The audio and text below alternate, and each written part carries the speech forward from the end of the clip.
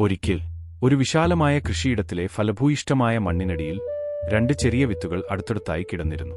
അവർ നല്ല സുഹൃത്തുക്കളായിരുന്നു. ഇരുവർക്കും ഒരേ സ്വപ്നം, ഒരുനാൾ വലിയ മരങ്ങളായി വളരുക.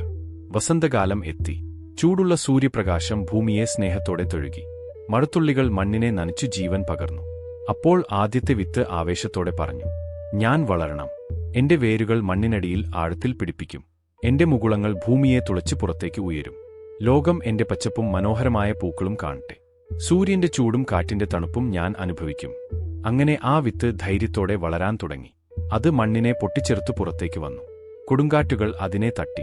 ചില പ്രാണികൾ അതിന്റെ ഇലകൾ കടിച്ചു. എന്നാലും അത് പിന്മാറിയില്ല. ദിവസങ്ങൾ കടന്നു. ആ ചെറിയ വിത്ത് ഒടുവിൽ ഒരു ശക്തമായ, മനോഹരമായ മരമായി മാറി. പക്ഷേ രണ്ടാമത്തെ വിത്ത് ഭയപ്പെട്ടു. അത് മന്ദമായി പറഞ്ഞു, ഞാൻ അത്ര മണ്ടനല്ല. പുറത്തെ ലോകം അപകടകരമാണ്. ചൂടും കൊടുങ്കാറ്റും ഉണ്ട്. ഞാൻ പുറത്തേക്ക് വരാൻ ശ്രമിച്ചാൽ എന്തെങ്കിലും എന്നെ നശിപ്പിച്ചേക്കാം. ഇവിടെ മണ്ണിനടിയിൽ സുരക്ഷിതമായി തുടരുന്നതാണ് നല്ലത്. അങ്ങനെ അത് കാത്തിരുന്നു. ദിവസങ്ങൾ കടന്നു. എന്നാൽ അത് വളരാൻ ധൈര്യപ്പെട്ടില്ല. ഒരു ദിവസം ഭക്ഷണം തേടി ഒരു പക്ഷി ആ കൃഷിയിടത്തിൽ എത്തി. മണ്ണിനടിയിൽ ആഴത്തിൽ വേരുകൾ പിടിപ്പിക്കാതിരുന്ന ആ വിത്ത് ഉപരിതലത്തിനടുത്ത് തന്നെ ഒളിഞ്ഞുകിടക്കുകയായിരുന്നു. പക്ഷി അതിനെ എളുപ്പത്തിൽ കണ്ടു. ഒരു നിമിഷം ഗിലുക്ക്! ആ വിത്ത് പക്ഷിയുടെ വയറ്റിലായി.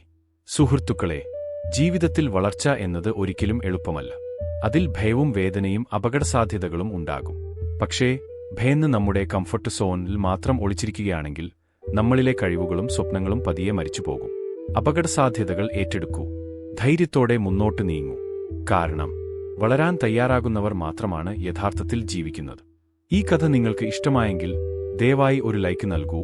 നിങ്ങളുടെ സുഹൃത്തുക്കളുമായി ഷെയർ ചെയ്യൂ. അഭിപ്രായങ്ങൾ കമന്റായി അറിയിക്കൂ.